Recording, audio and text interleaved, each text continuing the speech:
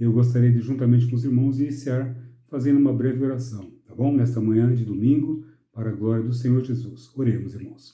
Soberano Deus e Pai, que estás nos céus, em nome do Senhor Jesus, o nosso eterno Salvador, pela tua bondade e misericórdia, estamos aqui. Agradecemos a Deus pelas nossas vidas, agradecemos por esta oportunidade de estarmos juntos aqui em união, ó Deus, para estudarmos a tua palavra. Sabemos que o Senhor é o nosso verdadeiro professor, Espírito Santo. Nós queremos aprender do Senhor. Se conosco, abençoa todos que estiverem participando conosco neste dia, e que através dessa gravação, Jesus, almas possam ser alcançadas e edificadas para a glória do teu nome. É o que nós te pedimos com gratidão, em nome de Jesus. Amém. Amém. Meus irmãos, a nossa revista, então, nessa nova revista trimestre que foi citado, nós temos a lição número 1, tá? Que iniciamos hoje. Ela é intitulada A Unidade Cristã. Esse assunto de unidade cristã, ele é um assunto muito interessante. Todo assunto bíblico é interessante, né? E nós temos, então, esse privilégio de estarmos juntos, discorrendo sobre essa lição da Escola Bíblica Dominical, tá? O texto bíblico básico, ele se desenvolve na carta de Paulo aos Efésios, no capítulo 4, do verso 1 ao verso 16. Eu vou ler com os irmãos aqui, tá? Onde ele intitulado esse capítulo 4, A Unidade da Fé. O assunto é unidade cristã, consequentemente, unidade da fé. Então, Paulo diz assim aos Efésios: rogo-vos, pois, irmãos, pois eu, o preso do Senhor, que andeis como é digno da vocação com que fostes chamados. Então, fomos chamados com uma vocação de santidade, de unidade, de fé, de esperança e de agradecimento e de gratidão a Deus, nosso Pai. Tá? Como o texto escolhe de verso 1 ao verso 16, o verso 16 é interessante que ele fecha dentro do mesmo assunto, logicamente, né? Verso 16, do qual todo o corpo, bem ajustado e ligado pelo auxílio de todas as juntas, segundo a justa operação de cada parte, faz o aumento do corpo para a sua edificação em amor. Então, esse ajuste do corpo do Senhor, ele faz com que haja essa ligação, que é o desejo de Deus, em amor. Então, nós louvamos a Deus por isso. Vamos discorrer aqui sobre esse assunto muito importante, né? Nós temos um texto áureo também, uma lição aqui fantástico. O texto áureo, na verdade, ele está em Efésios capítulo 4, verso 13. Diz assim: até que todos alcancemos a unidade da fé e do conhecimento do Filho de Deus e cheguemos à maturidade, atingindo a medida da plenitude de Cristo. Uma outra tradução vai dizer aqui, até que chegamos a varão perfeito, à medida da estatura completa de Cristo. Né? Então, o que acontece? A palavra de Deus, ela quer nos instruir em todo o tempo para que nós cheguemos a uma maturidade cristã, um crescimento, um desenvolvimento, de modo que nossa vida diária, prática, seja agradável a Deus. Nós não podemos nunca mais pensarmos, né? Não podemos pensar como outrora, de que a igreja anda de qualquer jeito, o povo anda de qualquer jeito e vai se levando. Não, nós temos que ter a preocupação central de que a nossa vida diária, embora ninguém muitas vezes esteja nos vendo, o nosso pastor, o nosso irmão, o nosso cônjuge, né? Os nossos amigos, mas o Senhor está nos olhando. Então, é com Ele que temos que tratar. Então, Deus, Ele quer que nós tenhamos essa preocupação, esse temor de obediência a Ele, tá bom? Louvado seja Deus. Nós temos aqui objetivos importantes. Eu gosto sempre de citar os objetivos da lição, porque são eles que nos fazem estarmos, assim, bastante solidificados na própria palavra ensinada, tá? Então, o objetivo da lição aqui, eu listei 5 pontos importantes, de acordo com o que o autor colocou. O objetivo da lição: compreender o que é a unidade cristã enquanto vontade e propósito divinos, tá? Conscientizar-se de que a unidade é tanto um projeto quanto um preceito divino. É tanto um projeto que Deus fez, estabeleceu, elaborou, quanto é um preceito divino, ou seja, um preceito é um mandamento, uma regra. Deus estabeleceu preceitos e regras, toda a sua palavra, com amor, com fidelidade, para que nós tenhamos a orientação certa. Ela nos traz aqui mandamentos e regras, porque Deus é um Deus justo. Deus é um Deus que tem a sua forma de agir de forma justa, de forma regrada, de forma bem organizada. Então, o Senhor quer que nós tenhamos esse conhecimento. Louvado seja Deus. Outro propósito importante é distinguir as responsabilidades individuais de cada cristão das responsabilidades coletivas da igreja, a fim de que haja unidade do corpo. O que quer dizer, então, nesse distinguir? De que nós, como cristãos, individualmente, temos responsabilidades, assim como a igreja, no coletivo, tem as responsabilidades dela. Então, nós, com amor, com gratidão, de boa vontade, né, servindo a Deus com alegria, nós temos que cumprir as nossas obrigações, as nossas responsabilidades, estarem comungando com a igreja, em união, em unidade, porque essa é a vontade de Deus. Nós temos ainda um outro entendimento, um outro objetivo dessa lição, que é compreender que ao fazer sua parte, cada cristão contribui individualmente para o crescimento e edificação da igreja. Então, olha só a importância que nós venhamos fazer sempre a nossa parte. Nós estaremos cumprindo nosso papel, nossa parte, as nossas atribuições, nossas responsabilidades, enquanto indivíduos, enquanto pessoas cristãs que têm o temor de Deus, nós estaremos contribuindo para o crescimento e edificação da igreja. É maravilhoso, a igreja do Senhor Jesus, a igreja do Senhor quem criou e formou. Louvado seja Deus, é maravilhoso isso.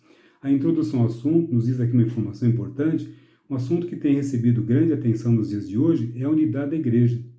Então hoje muito se fala da unidade da igreja, porque eu acredito sinceramente que o próprio Espírito Santo de Deus, ele tem trabalhado na humanidade, na cristandade, nos cristãos, né? Aquele que serve o Senhor, que tem conhecimento da palavra, sobre a unidade da igreja. Então o Senhor quer que nós o sirvamos com alegria, com fidelidade, que nós sirvamos realmente com a responsabilidade, sabendo que é com Ele que nós iremos tratar. Em todos os dias de nossas vidas e na eternidade iremos tratar com o Senhor, o dono da igreja. Discorrendo aqui, a Igreja de Jesus Cristo deve permanecer unida, pois este era e é o propósito de Deus ao criá-la.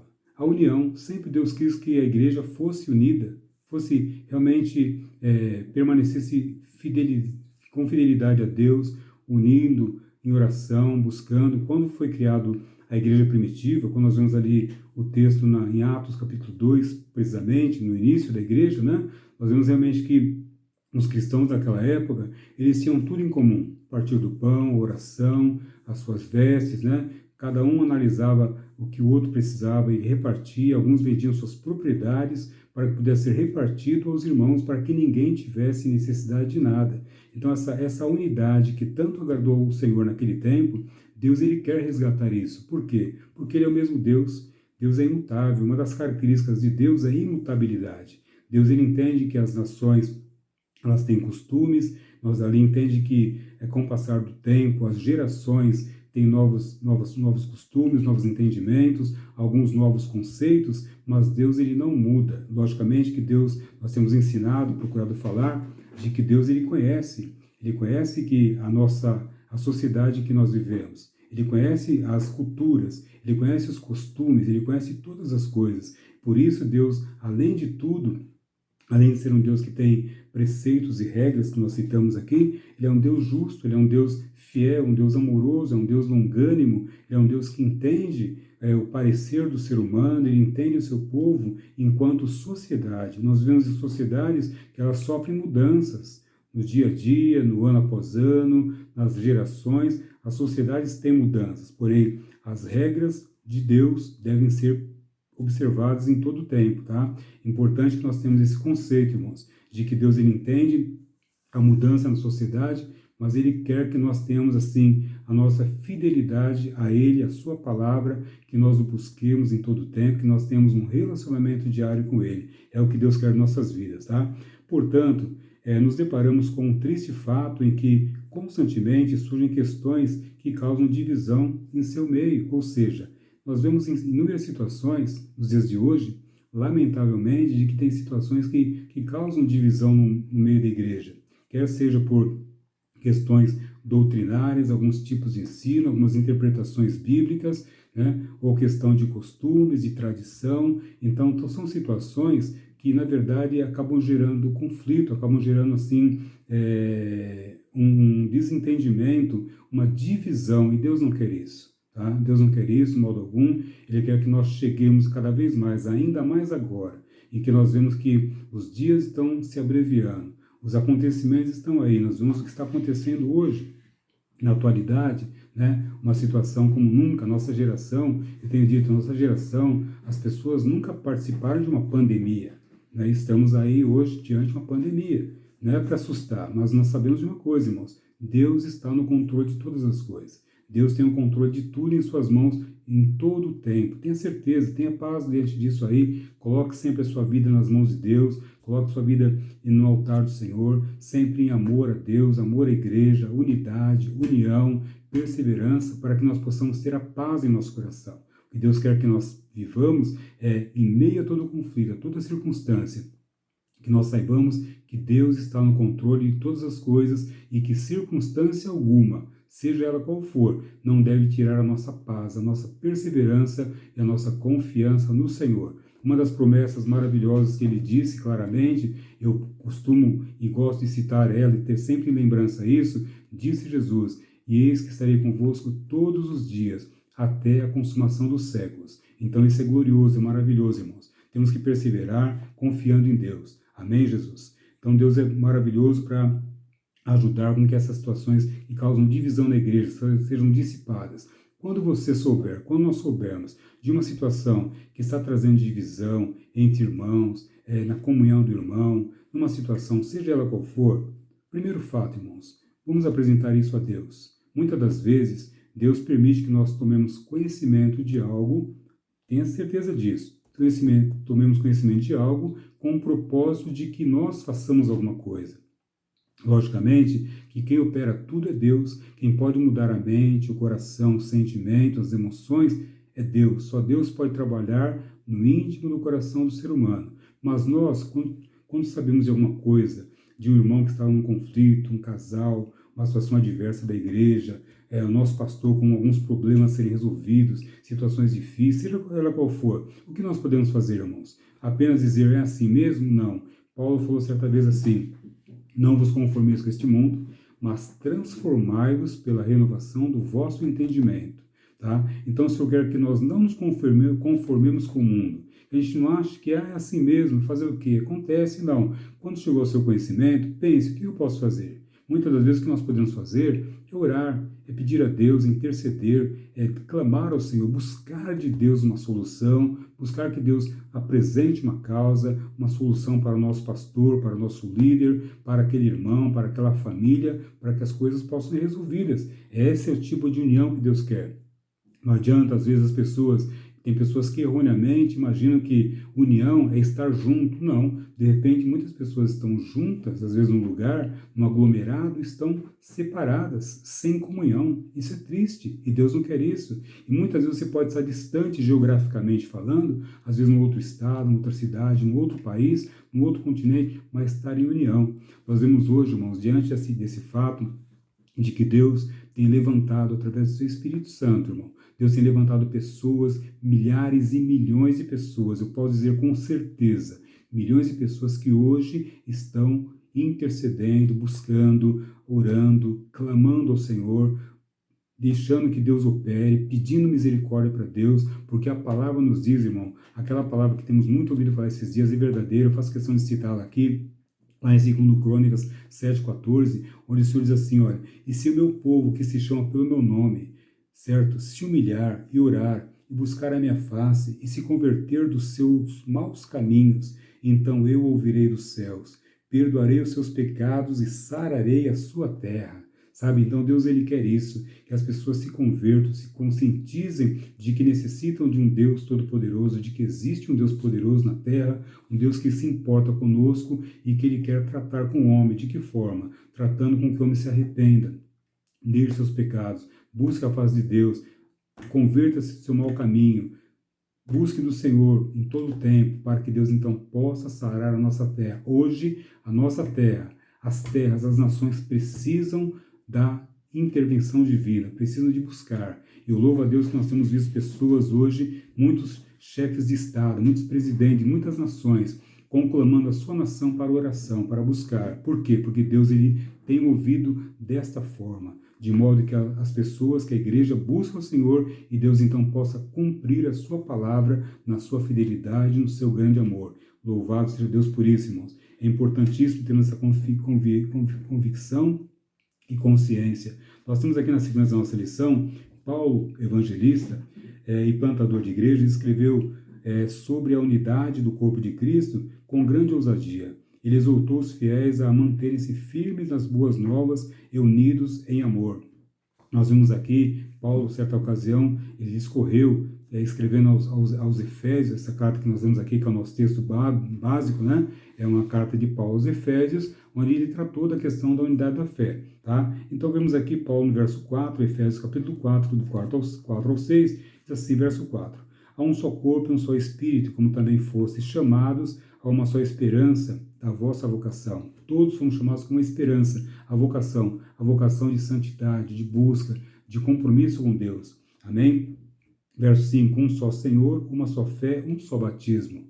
Um só Senhor, uma só fé, um só batismo. Batismos de arrependimento, batismos para o perdão dos pecados, o arrependimento para que Deus possa realmente nos selecionar para um dia estarmos com Ele, cumprindo o que é a justiça de Deus, tá bem? Para a glória do Senhor Jesus. Um só Deus e Pai de todos, o qual é sobre todos e por todos e em todos. Aleluia. Há um só Deus, irmão, que é Pai de todos, por todos e em todos e que quer salvar a todos. Na verdade, Jesus Cristo veio e morreu por todos. Mas, infelizmente, sabemos, não sendo contraditória a palavra, ele morreu por todos, tá? Mas, infelizmente, nem todos aceitarão a salvação de Jesus, que é livre, é de graça, é a graça que nos foi dada, né? Gratuitamente, um favor imerecido. O homem não merecia. Então, se Jesus veio morrer por todos, mas, infelizmente, nem todos aceitarão a salvação do Senhor Jesus. Louvado seja Deus. Dando sequência aqui, irmãos, o tempo ele é bastante breve, né? A palavra unidade, em sua origem, indica ação coletiva que objetiva um único fim. É uma ação coletiva que objetiva um único fim. É a união indissolúvel de pensamentos, sentimentos, propósitos, alvos e missão. Então, olha só que interessante. Quando há unidade, realmente, segundo o que está escrito aqui, na descrição da própria palavra, a palavra unidade, em sua origem, indica ação coletiva que objetiva um único fim. Como que as pessoas conseguirão alcançar um único fim? Quando há, de forma indissolúvel, de pensamentos, sentimentos, propósitos, alvos e missão. Olha que importante as pessoas estarem pensando juntos, agindo juntos, com um propósito para que Deus possa abençoar, né? Para que Deus possa abençoar e que haja esse propósito, que haja esse comportamento, que nós possamos administrar na nossa vida cristã. Essa conduta é fácil? Não é fácil, mas é questão de que nós nos envolvemos com a palavra de Deus, santificarmos na palavra do Senhor, buscarmos de Deus o recurso, a força, a graça, buscar que o Espírito Santo nos ajude a vencer todas as barreiras, obstáculos, para que a gente possa então possamos cumprir a vontade de Deus, observando a sua palavra e pedindo, Deus, que a minha vida seja agradável aos teus olhos. É o que Deus quer de nós. Nós façamos uma oração, cada um tem a sua forma de se expressar perante Deus, sempre com temor, com obediência, né? Com reverência ao Senhor, mas o que Deus quer de nós é que a nossa vida seja agradável aos teus olhos, agradável aos olhos de Deus, agradável no amor, no perdão, no reconhecimento, no aconselhamento, na reconciliação, na confissão, uma vida de integridade, de santidade ao Senhor. Separar-se do pecado. É fácil, é luta, irmão, mas é o que Deus quer de nós, para que nós possamos, então, estar vinculado a essa unidade que Deus quer de nós. Ele tem propósito, ele tem muitas bênçãos, ele tem tudo para nós. E a bênção maior é a sua presença, seu Espírito Santo e, eternamente, a salvação das nossas almas para com Deus. Então, Deus quer de nós um compromisso de unidade, um compromisso de fidelidade e de perseverança. Louvado seja Deus para sempre. Temos aqui a sequência, como no dia de Pentecostes, todos estavam unânimes, reunidos no mesmo lugar, esperando o cumprimento da promessa de Jesus. O Senhor havia feito uma promessa. Nós temos aqui um relato interessante, né? Em Atos 1, 4 e 5, diz assim, estando com eles, determinou-lhes que não se ausentassem de Jerusalém, mas que esperassem a promessa do Pai, que, disse ele, de mim ouvistes, porque, na verdade, João batizou com água, mas vós sereis batizados com o Espírito Santo não muito depois destes dias. Então o Senhor havia feito uma promessa, que esse Espírito Santo, Espírito da verdade, é o Espírito que convence, é o Espírito Santo que convence o homem do pecado, da justiça e do juízo. É o Espírito Santo que nos fortalece, que nos abençoa. Quando o homem recebe esse batismo, que é uma promessa destinada a todos aqueles que tomam conhecimento e creem, é um revestimento de poder. Para quê? Para que você possa ter ousadia, ter conhecimento, ter firmeza no Senhor, que você possa ter experiências pessoais com o Senhor. Então, irmãos, se você não teve essa experiência ainda, eu o convido em nome de Jesus para que você busque, irmão. Essa promessa diz respeito a você, a todos vocês que estão ouvindo essa mensagem, vendo esse vídeo, né? A todos nós que temos conhecimento da palavra de Deus, que temos a nossa Bíblia, que é a nossa regra de fé e prática, as promessas de Deus, que são mais, alguns estudiosos falam de 8.000, alguns falam de 32.000. Irmão, que sejam 8.000 promessas, são muito mais. Elas são destinadas aos crentes, ou seja, todo aquele que toma conhecimento e crê nessa promessa e busca de Deus. Então Deus ele tem muitas promessas, muitas maravilhas, e aqui claramente foi dito com relação ao Espírito Santo. Essa promessa Deus havia usado já o profeta, né, Joel, há muitos anos atrás, há quase 700 anos atrás, aproximadamente, com relação a essa promessa, e ela veio na era cristã, né, o próprio Senhor Jesus retomou esse assunto, né, quase 1000 anos antes de Cristo, a promessa havia sido feita por Deus através do profeta Joel, e a promessa veio se cumprir na era cristã, e nós vemos aqui claramente na igreja primitiva, tá? E essa promessa veio porque o Senhor tinha um propósito, e o Senhor cumpriu o seu propósito. Na verdade, Deus, em sua fidelidade, em seu grande poder, lembrando que Deus é onipotente, onipresente e onisciente, Deus, com todo o seu poder, cumpre seus propósitos, porque nada, circunstância, nada pode frustrar os propósitos de Deus, o Senhor. Louvado seja Deus. Nós temos ainda em Atos, capítulo 2, verso 1, louvado seja Deus, só para complementar, cumprindo-se o dia de Pentecostes, estavam todos reunidos no mesmo lugar. Então estavam ali reunidos em oração, buscando, crendo na promessa, buscando socorro, buscando de Deus a bênção. Muitos talvez estivessem no coração ainda um pouco atemorizados, porque o Senhor Jesus já não estava mais presente, né? Como seria as situações na história naqueles dias, e o Senhor ali cumpriu a sua promessa e derramou o seu Espírito Santo, concedendo a eles ali essa maravilha que nós temos o privilégio ainda hoje de buscar e receber de Deus, tá bem? Então eu os convido em nome de Jesus, busque do Senhor, creia que Deus é maravilhoso. Um comentário importante na sequência aqui, irmão, a unidade é essencial no projeto de Deus. A unidade é um assunto atual e demanda grande atenção por parte da igreja. Dentro dela, por exemplo, discute-se muito sobre a unidade da família e da igreja. Quando se fala de unidade, especificamente nesse assunto aqui, e quase que uma grande abrangência, fala sobre a unidade da onde? Da família e da igreja. Lembrando que a família é a célula máter da sociedade, é a célula onde surge o relacionamento, pai e mãe, homem e mulher, crianças, filhos, né? A primeira família, na verdade, o âmbito familiar, o âmbito de sociedade é família, e a igreja é composta de famílias, tá? Então é importante termos esse conhecimento, essa interpretação e esse entendimento de que quando se fala de unidade, especificamente, o que Deus quer, voltando para esse campo aqui, é a unidade familiar, unidade da igreja, porque Deus ele ama a família. Família é um projeto que surgiu, nasceu do coração de Deus, e Deus quer então que nós vivamos em família, amemos a família, cuidemos da família e cuidemos da igreja do Senhor, participemos, façamos parte, honrando, adorando e servindo a Deus em todos os dias de nossas vidas com as nossas famílias. Louvado seja Deus. Além de muitos outros temas que estudaremos nessa revista, é o fato específico da unidade cristã, igreja e família especificamente, tá bem? E muitos outros temas nós estaremos estudando aqui nessa revista. A unidade entre toda a criação. Notamos a harmonia em tudo aquilo que o Senhor fez e faz, né? Todas as suas obras são perfeitas, com sentido e propósito. Então, tudo que Deus fez tem um sentido e um propósito. Nada ficou assim aleatoriamente. Nada foi um significado sem um propósito. Não. Tudo tem um sentido e um propósito, na verdade.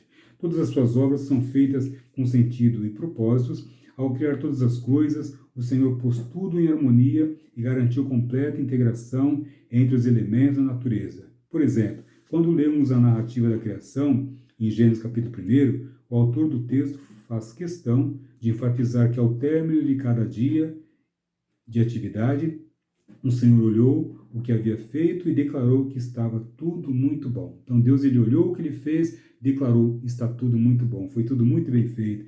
Nada foi descartado, pois tudo o que ele fez lhe agradava. Tudo que Deus fez, ele fez uma avaliação do que ele fez, era tudo muito agradável a ele, porque Deus é maravilhoso.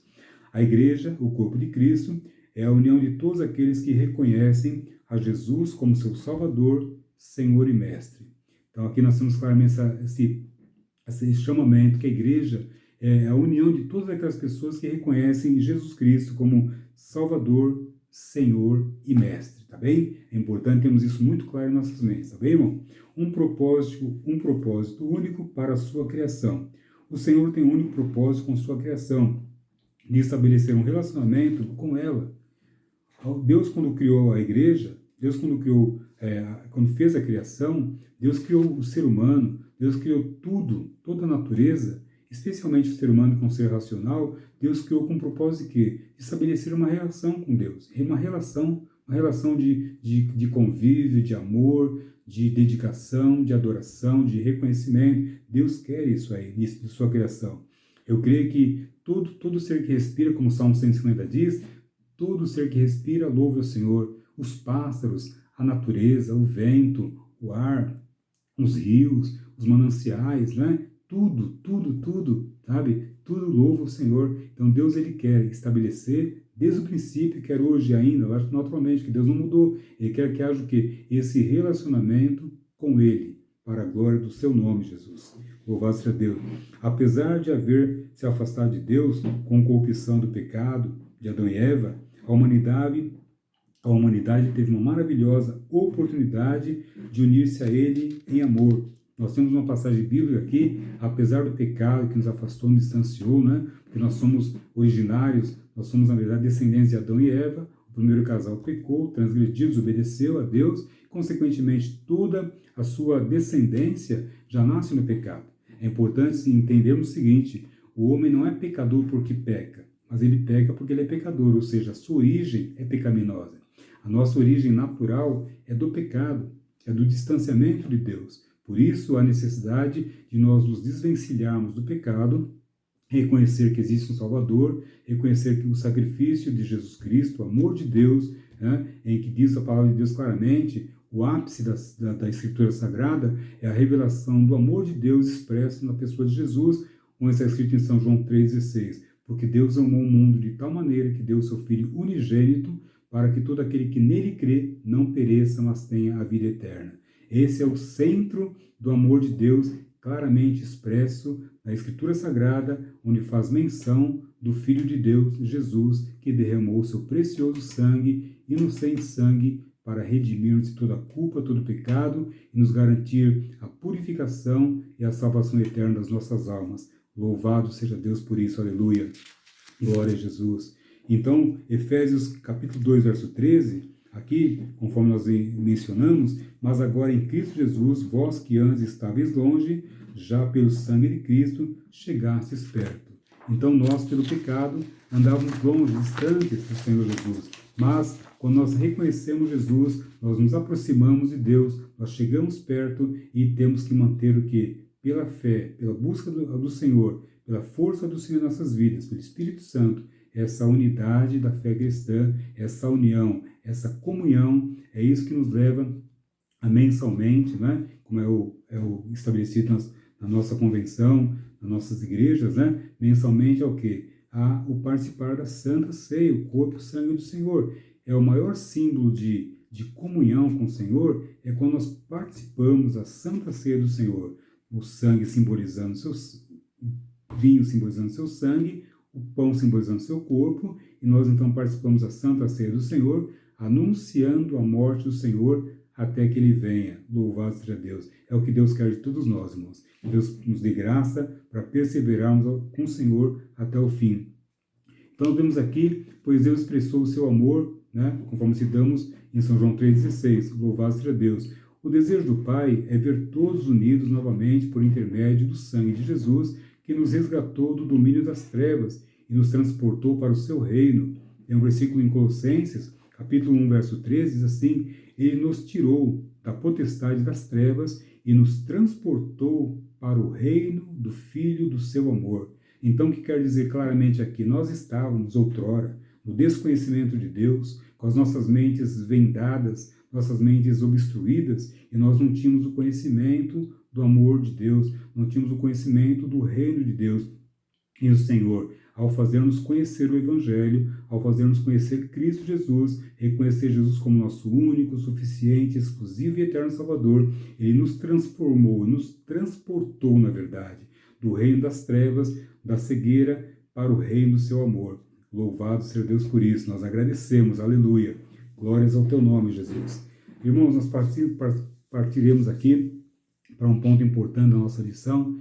Eu estou um pouco preocupado com o tempo, porque eu tenho um tempo limitado de gravação aqui, mas vamos prosseguir para ver se a gente consegue chegar até o final dele, tá bom? Nós estamos aqui na lição, o item 1.3, onde fala de Babel, o falso propósito de unidade. Então nós vemos aqui, existe um propósito sério, santo, agradável a Deus, de unidade.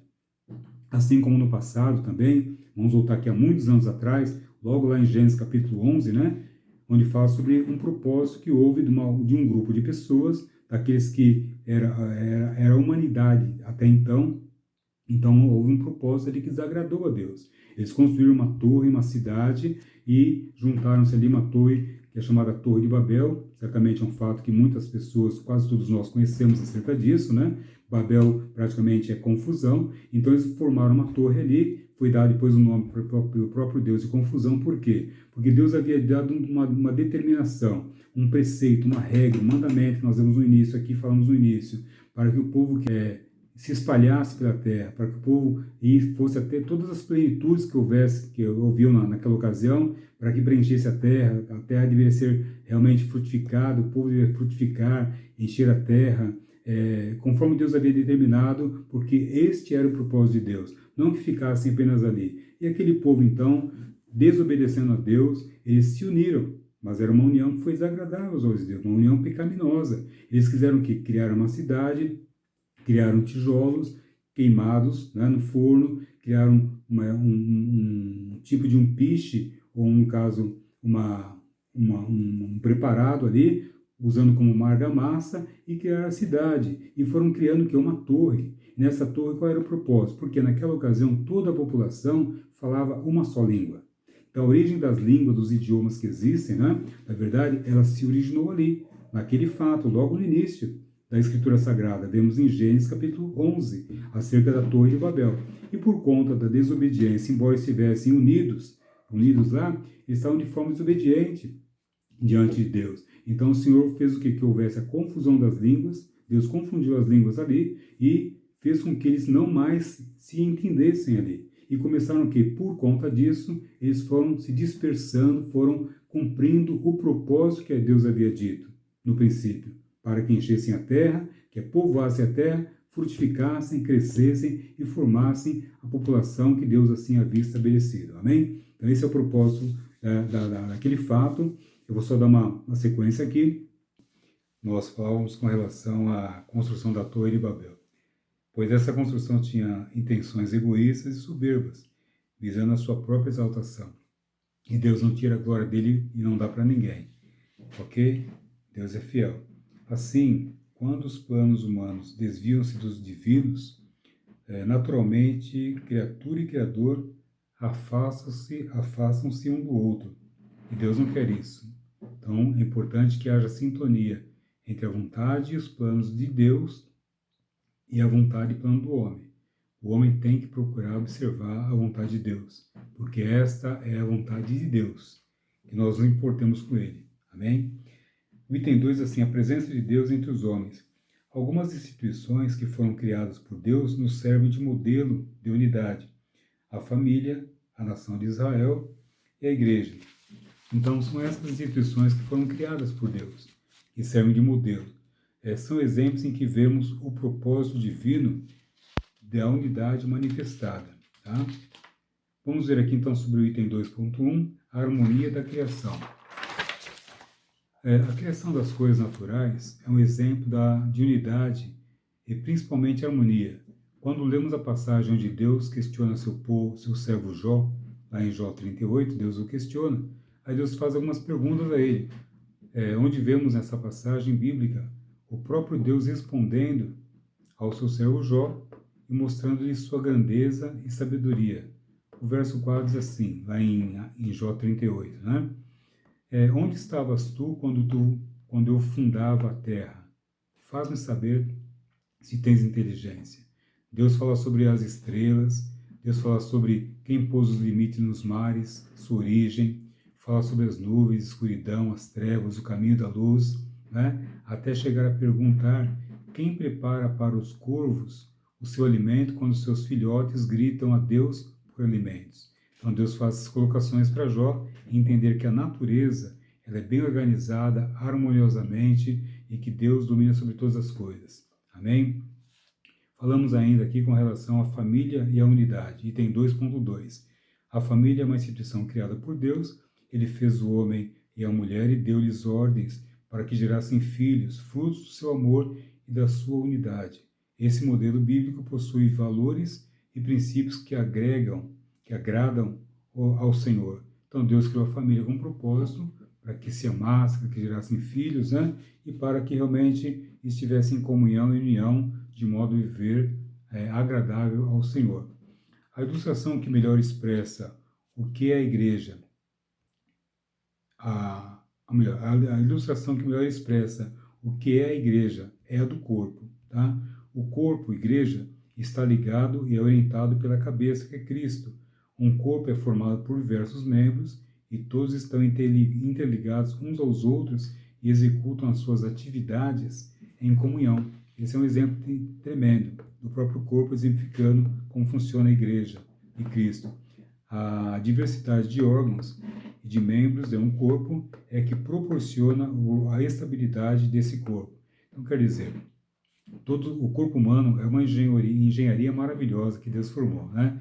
E nós vemos que todas as partes do corpo são interessantes, são importantes. A cabeça, tronco, membros, né, os órgãos internos, todos os conjuntos de órgãos, tudo funciona harmonicamente e de forma tremenda que Deus assim estabeleceu. Todos têm importância, isso é fundamental. Assim a igreja, o corpo de Cristo, ela tem todos os seus membros, todas as suas atividades, todas as atribuições da própria igreja nessa terra de comunhão, amor, evangelizar, salvar. Uns oram, outros louvam, outros cantam, outros pregam, outros ofertam, outros participam, outros fazem um trabalho voluntário, doam, se santificam, intercedem, grupos de oração, perseverança, né? Então, tudo isso, todos os trabalhos, todos os membros da igreja fazem parte de um só corpo, e a cabeça é Cristo, tá? É importante, então. Então, essa união, respeito, acolhimento, educação, provisão, auxílio, enfim, são muitos benefícios que uma família saudável proporciona aos seus membros. Isso acontece com a igreja. Dentro da família, o homem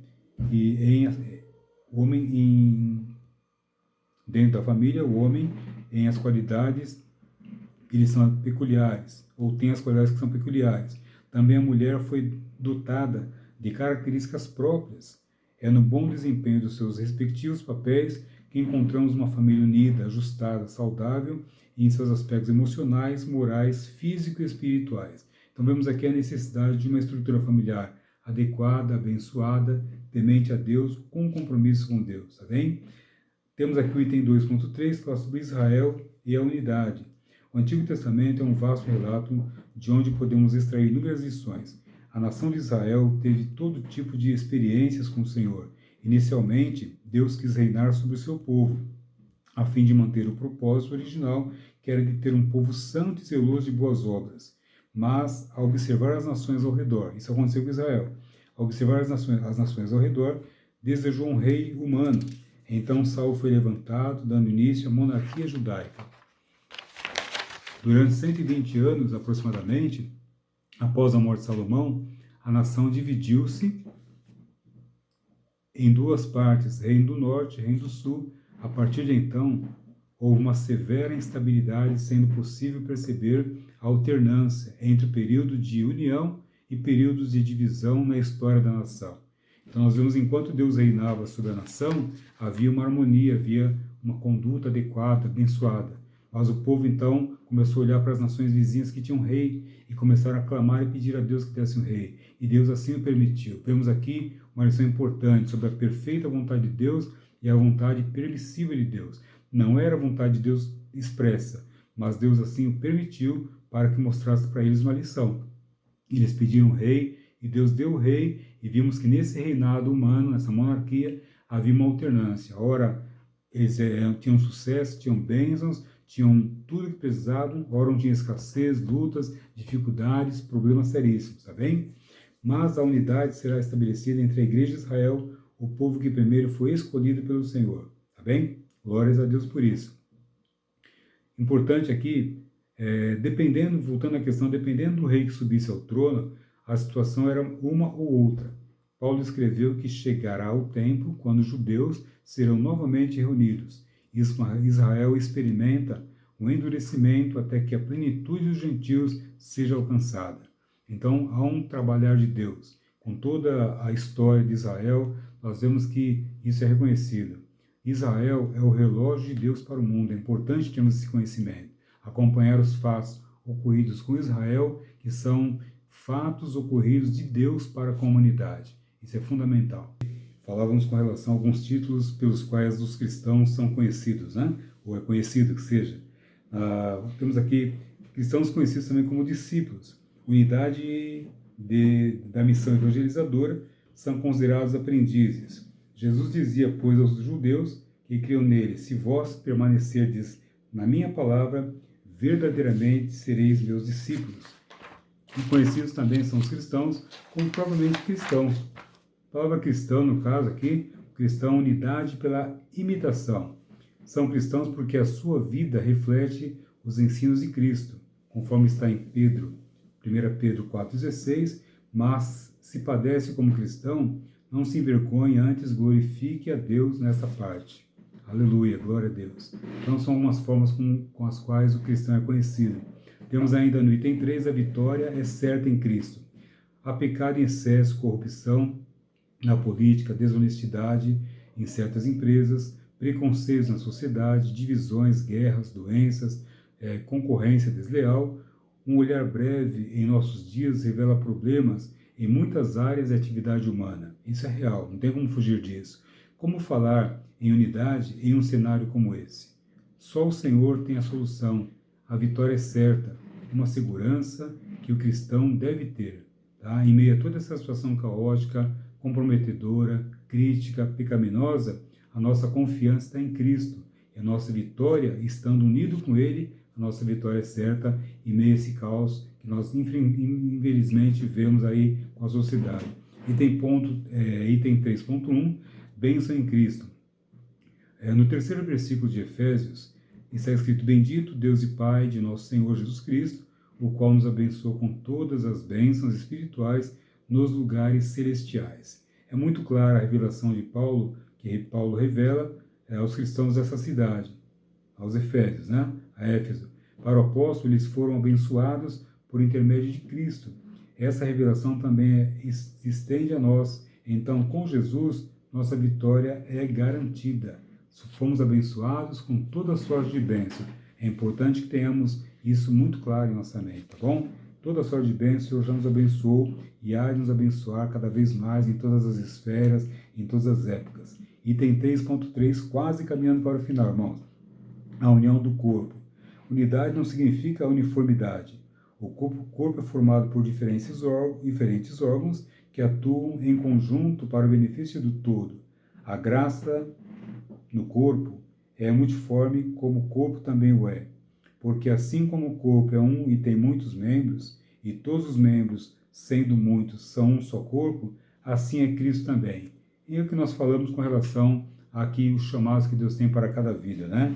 Deus quer que haja realmente a união, que haja a nossa preservação, as nossas limitações são de acordo com o que nós vemos com a palavra de Deus. Aquilo que Deus quer que nós façamos, cumpramos, devemos ter o quê? A nossa vida pautada na própria palavra, para que nós possamos manter a comunhão com Cristo e, consequentemente, a comunhão com os nossos irmãos, que é o que Deus quer que exista, união do corpo. Conclusão, irmãos. Deus abençoe. Ao criar todas as coisas, o Senhor pôs tudo em harmonia e garantiu completa integração entre os elementos da natureza. Paulo foi um dos que escreveram sobre a unidade com grande propriedade. Afinal, ele evangelizou e construiu igrejas em seu tempo. A palavra unidade, como nós já vimos, em sua origem, indica uma ação coletiva e objetiva um único fim. É a união indissolúvel de pensamentos, sentimentos, propósitos, alvos e missão. Contudo, quando os pontos humanos desviam-se dos divinos, naturalmente a criatura e o Criador afastam-se um do outro. União, visão, auxílio, enfim, são muitos benefícios que uma família cristã saudável, que está ligada no Senhor, proporciona aos seus membros e, consequentemente, à própria igreja. Assim, os filhos de Deus precisam uns dos outros e devem aprender uns com os outros, independente da denominação. Todos nós temos a importância perante Deus.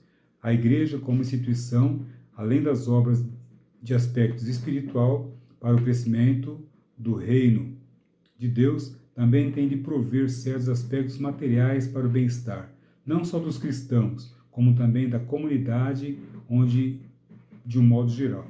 Então, quer dizer, a igreja tem que ter a preocupação não só de proporcionar bem-estar para a própria igreja, mas a igreja ela tem muitas conquistas, muitos trabalhos a serem realizados na própria comunidade, própria sociedade onde ela vive. O salmista diz claramente, olha, o salmista cantou, Salmo 133, verso 1, como é bom e agradável quando os irmãos convivem em união. Tá? União é o resultado da comunhão, não somente entre os crentes que creem, mas principalmente com Deus. Que nós todos tenhamos essa percepção, esse temor, esse desejo de manter a nossa comunhão com Deus, de manter a nossa unidade com o Senhor. Lembrando, irmãos, ore, persevere, busque, ame a Deus sobre todas as coisas, ame a sua igreja, ame seu irmão, seu próximo, estenda a sua mão, trabalhe, batalhe, persevere, porque a vitória é garantida, a vitória é certa. E nós estaremos assim fazendo a vontade de Deus. Aí nós estaremos entendendo de que há um prazer em viver. Realmente nós poderíamos dizer que nós encontramos a felicidade em estar em quê? Em conhecer que existe um Deus poderoso e que quer que nós realmente cumpramos a sua palavra, amemos a Ele, amemos a sua obra, amemos o nosso próximo e o sirvamos com fidelidade, perseverando para manter essa união. Amém? Que Deus assim abençoe os irmãos, perseverem, permaneçam. Foi um prazer em Deus conosco. Nessa manhã de domingo, eu quero somente encerrar com essa breve oração, agradecendo a Deus. Pai querido, em nome de Jesus, agradecemos, Senhor, por esta oportunidade que nós tivemos juntos aqui para participar. Abençoe que o Teu Espírito Santo continue falando aos corações dos nossos irmãos e nos ajude a sermos perseverantes na fé e na unidade cristã que o Senhor quer que nós tenhamos. É o nosso pedido, a nossa gratidão. Nos despede em paz, nos dê a Tua bênção, em nome de Jesus. Amém e amém. Fiquem na paz do Senhor, meus irmãos. Foi um grande prazer, que Deus abençoe a todos e até uma próxima vez, em nome de Jesus. Amém e amém. Muito obrigado, meus irmãos. Amém, Jesus.